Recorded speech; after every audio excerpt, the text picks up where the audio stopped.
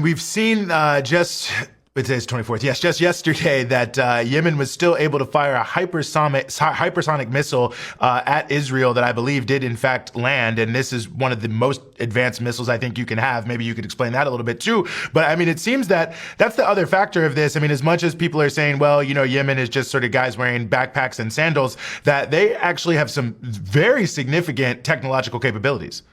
Absolutely. No, they absolutely do. And their indigenous weapons manufacturing is what has gotten them to this point.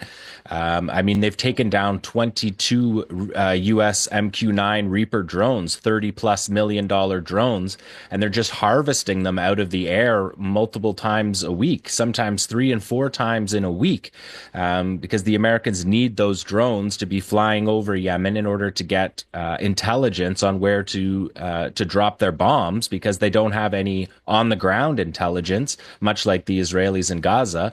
They're very dependent on these drones. It's a significant use of resources, and it hasn't impacted the Ansar Allah and the Yemeni armed forces' ability to fire on American aircraft carriers, or, as you said, launch hypersonic ballistic missiles that are yesterday was targeting as far north as Haifa.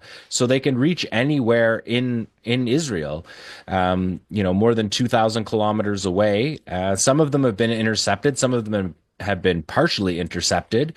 And in any case, they're spending millions of dollars per round to shoot them down. The THAAD rounds are around $5 million each, and it's pretty similar for the Patriot missile rounds that are involved, and David Sling and the Arrow system. These are United States air defense systems that are moved into Israel. They're not Israeli air defense systems. It's part of the United States air defense array that's battling, like you said, people say sometimes about the Houthis, like they're in sandals.